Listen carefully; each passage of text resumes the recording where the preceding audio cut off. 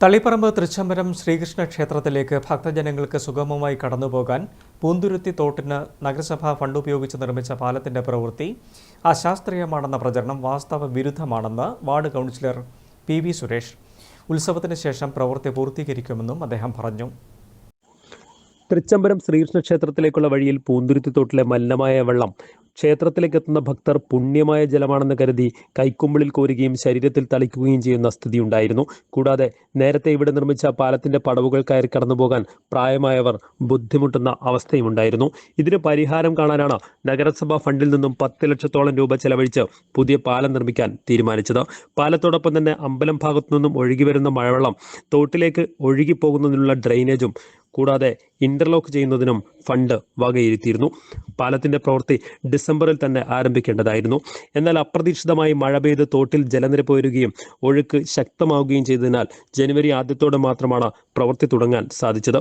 ഫെബ്രുവരി അവസാനത്തോടെ പാലത്തിന്റെ പണി പൂർത്തിയായെങ്കിലും ഉത്സവം പ്രമാണിച്ച് ബാക്കിയുള്ള പ്രവൃത്തി പൂർത്തീകരിക്കാൻ സാധിച്ചില്ല. ഈ ഘട്ടത്തിൽ തൽക്കാലം മണ്ണിട്ടുയർത്തി ജനങ്ങൾക്ക് ക്ഷേത്രത്തിലേക്ക് സുഗമമായി കടന്നുപോകാനുള്ള സൗകര്യം താൽക്കാലികമായി ഒരുക്കുകയായിരുന്നു. എന്നാൽ ബുധനാഴ്ച പെയ്ത മഴയിൽ അമ്പലം ഭാഗത്തു നിന്നും ഒഴുകിയെത്തിയ വെള്ളം കെട്ടിക്കിടക്കുകയും ഭക്തജനങ്ങൾക്കും സമീപത്തെ കച്ചവടക്കാർക്കുമെല്ലാം ബുദ്ധിമുട്ട് ഉണ്ടാകുന്ന സ്ഥിതി ഉണ്ടാവുകയും ചെയ്തു. എന്നാൽ ഈ സമയത്ത് ശ്രീകൃഷ്ണ സേവാ സമിതി പ്രവർത്തകർ അടിയന്തരമായി ഇടപെട്ട് വെള്ളം കോരി മാറ്റുകയും ഭക്തജനങ്ങളുടെ ബുദ്ധിമുട്ട് ഒഴിവാക്കുകയും ചെയ്തു. ഇതിനെ തുടർന്നാണ് ഇവിടെ നടത്തിയ പ്രവൃത്തി തികച്ചും അശാസ്ത്രീയമാണെന്ന രീതിയിൽ ചിലർ പ്രചരണം അഴിച്ചുവിട്ടത്. ഇത് തീർത്തും വാസ്തവവിരുദ്ധമായ കാര്യമാണ്. ഉത്സവം കഴിയുന്നതോടെ ഡ്രെയിനേജ് പ്രവൃത്തി പൂർത്തിയാക്കി ഇന്റർലോക്ക് പതിച്ച് നല്ല രീതിയിൽ യാത്രാ സൗകര്യം ഒരുക്കും. ഇതുമായി ബന്ധപ്പെട്ട് നടത്തുന്ന വ്യാജ പ്രചരണങ്ങൾ തള്ളിക്കളയണമെന്നും ഇത്തരം പ്രചരണങ്ങൾ നടത്തുന്നവർ അതിൽ നിന്നും മാറി നിൽക്കണമെന്നും വാർഡ് കൗൺസിലർ പി.വി. സുരേഷ് അഭ്യർത്ഥിച്ചു.